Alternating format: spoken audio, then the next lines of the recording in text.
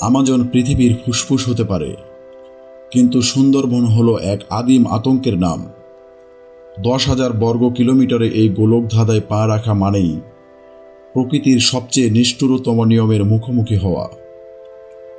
এখানে নোনা পানি প্রাণ কেড়ে নেয়, আর বাতাসে ভেসে আসে অদৃশ্য কোনো শিকারীর ঘ্রাণ। তবে ভিডিওর শুরুতে একটি সত্য বলে রাখি, আমরা সবাই জানি সুন্দরবনের সবচেয়ে বড় শত্রু হলো মানুষ খেকো বাঘ। কিন্তু আজকের ভিডিওর শেষে আমি আপনাদের এমন এক গোপন সত্য জানাবো, যা শুনলে আপনি শিউরে উঠবেন। সুন্দরবনের আসল শত্রু কে বা কি, তা জানলে এই জঙ্গল সম্পর্কে আপনার ধারণা চিরতরে বদলে যাবে। আপনি কি তৈরি নিজের জান বাজি রেখে এই নিষিদ্ধ অভিযানে সামিল হতে? কারণ এই জঙ্গল কাউকে দ্বিতীয়বার সুযোগ দেয় না।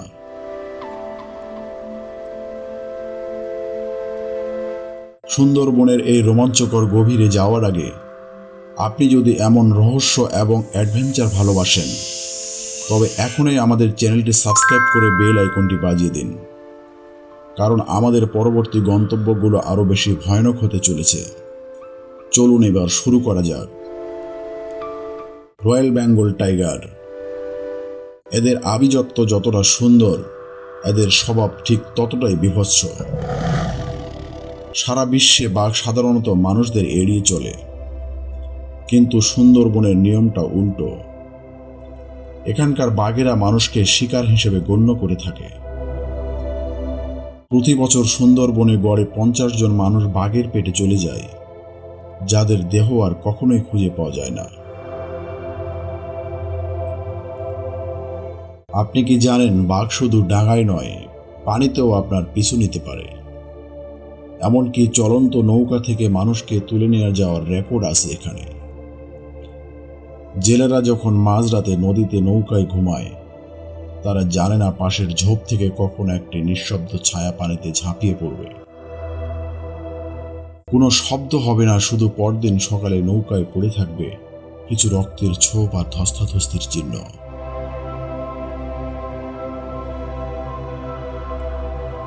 কিন্তু বাঘের চেয়েও ভয়ঙ্কর কিছু কি এই জঙ্গলে আছে?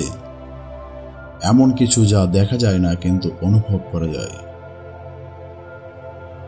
সুন্দরবনের মানুষের কাছে বনবিবি বা অটেশ্বরী দেবী কেবল কোনো মিথ নয়। এখানে বিজ্ঞান কাজ করে না, কাজ করে বিশ্বাস।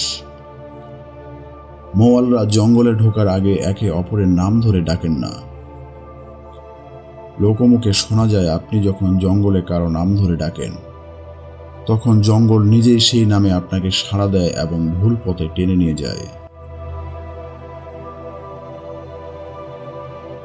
জঙ্গলের গভীরে এমন কিছু ডেড জোন আছে, যেখানে মানুষ নিজের নাম পর্যন্ত ভুলে যায়। স্থানীয়রা একে বলে বাও ধরতে যাওয়া।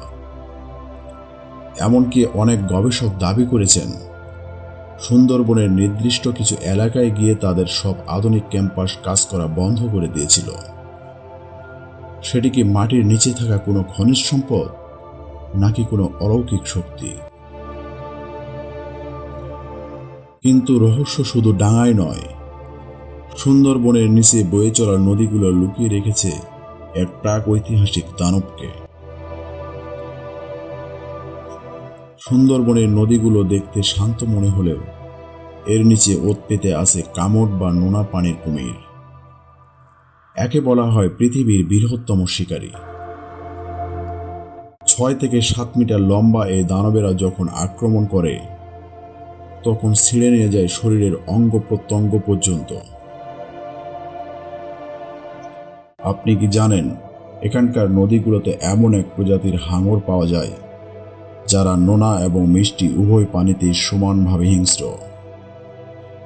জেলেদের জন্য সবচেয়ে বড় আতঙ্কের বিষয় হলো, তারা যখন জাল ফেলতে পানির উপরে হাত রাখে, অনেক সময় মাছের বদলে তাদের জালে উঠে আসে এমন সব অদ্ভুত প্রাণী, যার কোনো বর্ণনা জীববিজ্ঞানে নেই। কিন্তু এই জঙ্গল কি কেবল প্রাণীদের? না, এখানে লুকিয়ে আছে হাজার বছরের পুরনো এক বিলুপ্ত শহর। প্রত্নতাত্ত্বিকরা সুন্দরবনের গভীরে এমন কিছু ধ্বংসাবশেষ পেয়েছেন যা ইঙ্গিত দেয় যে অন্তত ৬০০ বছর আগে কোনো এক রাজা এখানে রাজত্ব করতেন। কিন্তু সেই সভ্যতার কি হলো? তারা কি বাঘের ভয়ে পালিয়ে গিয়েছিল, নাকি জঙ্গলে নিজে তাদের খেয়ে ফেলেছে? সুন্দরবনের গভীর খাড়ির ভিতরে আজও এক প্রাচীন মন্দিরের চূড়া দেখা যায়, যা শুধুমাত্র ভাটার সময় জেগে ওঠে।